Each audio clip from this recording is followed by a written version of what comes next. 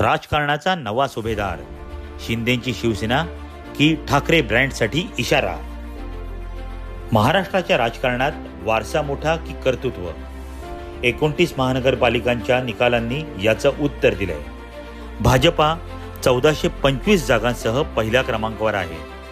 पण खरी बातमी तर दुसरीच आहे, कारण दुसऱ्या क्रमांकावर आहेत शिंदे. अवघ्या 3.5 वर्षांपूर्वी स्थापन झालेल्या एकनाथ शिंदेच्या शिवसेनेने 399 जागा जिंकून महाराष्ट्रात दुसरा क्रमांक पटकावला आहे. ज्यांना गद्दार म्हणून हिणवलं गेलं त्यांनीच आता खरी शिवसेना कोण हे आकड्यांनिशी सिद्ध केलंय. आता तुलनात्मक विश्लेषण. आता जरा वारसदारांची तुलना करूया. बाळासाहेबांच्या रक्ताचे 2 वारसदार, मुलगा उद्धव ठाकरे आणि पुतण्या राज ठाकरे. निकालाचं वास्तव बघा. उद्धव ठाकरेंची शिवसेना 155 जागांसह राज्यात 5व्या स्थानावर फेकली गेली आहे, तर राज ठाकरेंच्या मनसेची अवस्था अधिकच बिकट आहे. त्यांना 29 पैकी 25 महानगरपालिकांमध्ये खातंही उघडता आलं नाही, तर 4 महानगरपालिकांमध्ये मिळून त्यांना अवघ्या 13 जागांवर मर्यादित राहायला लागले. दुसरीकडे शिंदेंनी ठाणे तर राखलंच, पण संपूर्ण महाराष्ट्रात स्वतःचं अस्तित्व निर्माण केलंय. 3.5 वर्षात शून्यातून विश्व उभं करत त्यांनी वारसा सांगणाऱ्यांना मतपेटीतून उत्तर दिलंय.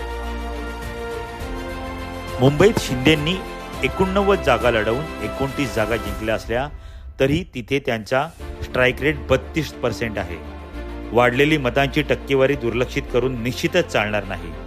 लोकसभा आणि विधानसभेनंतर महापालिकेतही शिंदेंचा स्ट्राईक रेट सरस राहिला आहे. सेफॉलॉजी सांगते, शिंदेंनी केवळ फोडाफोडीचं राजकारण केलं नाही, तर त्यांनी ठाण्याबाहेर आपला एक कॅडर बेस तयार केला आहे, जो थेट मतदारांशी जोडला गेला आहे.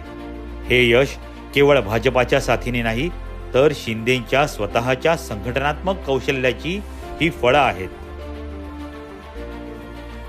थोडक्यात काय, तर वारसा हक्काने मिळणारी सत्ता आणि संघर्षातून कमवलेली सत्ता यातला फरक महाराष्ट्राने पाहिला आहे. एकनाथ शिंदे आता केवळ उपमुख्यमंत्री राहिले नाहीत, तर ते महाराष्ट्राचे नवे पॉलिटिकल पॉवर हाऊस बनले आहेत. कमेंटमध्ये नक्की सांगा आणि पाहत रहा वन किंगमेकर.